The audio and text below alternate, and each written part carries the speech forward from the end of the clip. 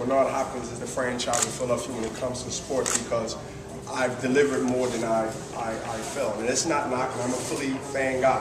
You know, McNabb out of town, I ain't got to worry about that anymore. So everything was good. But I just, again, this is another incentive to me to represent that. You know what I mean? And even though the Flyers didn't pull it off, but they had a great season, they come in, I will be still wearing my Bobby Clark jersey to Montreal because I know how we feel about Montreal in a hockey arena.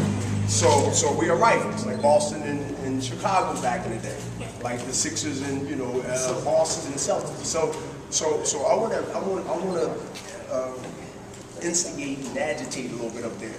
You understand what I'm saying? Wall Street Bullets. Yeah. So I want to go there. Well-rounded Philadelphia sportsman than you are on the sport outside. You talking about Vic? Fantastic. I mean, the thing is this. I think he's going to get better as the seasons go on. I just think, I mean, he has a heart that's huge to the point where I just hope he stay healthy because Michael Vick got that type of mentality that played in things that I guess can put you in a lot of fire of good and bad decisions. But he has that soul and that peace that you need as an athlete to be able to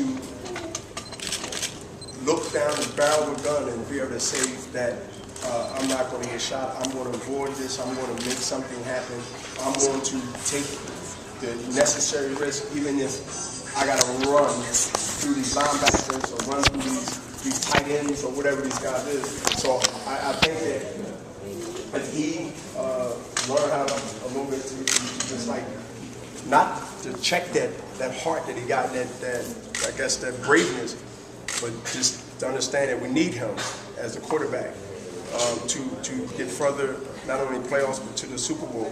But if we have a chance, which we do, it's with him than anybody else right now. I just think that by him getting the chance that he gotten, that he's going to show that he's appreciative of it and that he's not going to go back to what he almost blew his whole, not his life, basically, in his career. So, but I can relate, not to what he did, but I can relate to what kind of guy inside he is that McNabb didn't have. And it doesn't make McNabb a bad guy, it goes back to what we always say about upbringing. McNabb come from a different era of place in Atlanta, Georgia. Chicago. The worst part of Chicago, right? McNabb come from Chicago. Not the worst part of Chicago. He come from the nice part. He was blessed. He was blessed to be in a setting that was different than most of us. But that difference makes a difference in certain areas. And only I and other people that understand that can explain that, because you have to come from the playgrounds of Diamond Street. You have to come from the playgrounds of West Philly. You have to scrape the glass that you gotta scrape off the court before you play, and understand that if anybody comes from another area down to the hood to challenge a baseball team, boxing, or basketball player, they coming down here for a reason. When Montgomery County, outside of Philadelphia, used to bring the kids from Montgomery County to North Philly, West Philly, and South Philly, they brought them down there to say, for a reason. Because if you think you got it, what they call it the goods, we're going to go right down to North Philly, and you're going to play. And the Lower Marion and Ceylon Avenue and that mentality there's a reason they took them there, to get a mentally test and see if they're intimidated, see if they can play, see if they freeze up, see if they scared. There's a reason they brought them here. There's a reason when I was coming up, they brought the guys from Ohio State, they brought the guys from outside of the city, and they brought them into the gym to see if they had it. It was a reason, because the mentality, good or bad, it is what it is. The mentality of if you want to be a fighter, okay, we're going to get in the car tomorrow.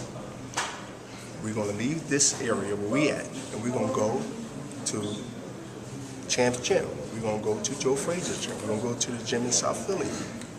And that's when you can see the makeup and the body language of that young athlete. And that's very important. McNabb, great skills, throw the ball, great. But there was something missing, and that was that Chicago. The other, not South Side, that was the other side of Chicago. But Vic, oh, he understands. And T.O., same cloth, same era, the same era. That's why T.O. couldn't take behind the NFL or the what they call it, the boardroom, the boardroom.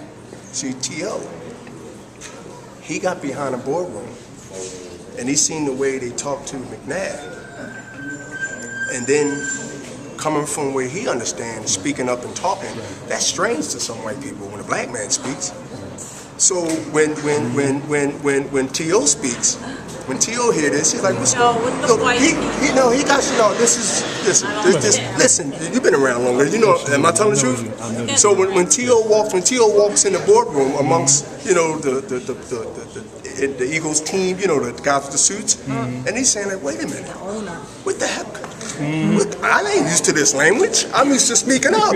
But he see McNabb, nice guy. Yeah. Oh, chunky soup, and you know everything is great. He's always showing his teeth. Nice guy. Nice guy. I'll trust him around my kids. Right. Hey, wait a minute.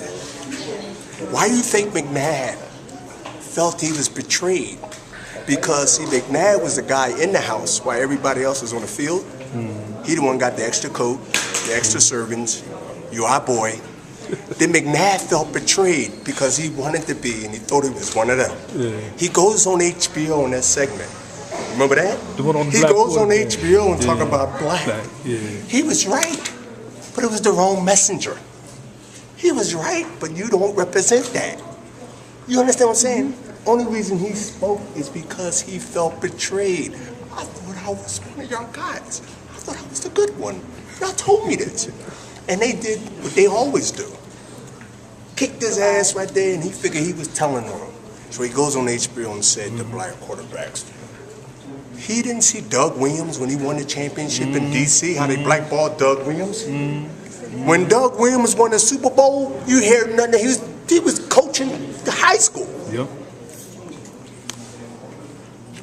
The wrong messenger. Forget this, he got a suntan, that's all. Thank you. All right, man. On the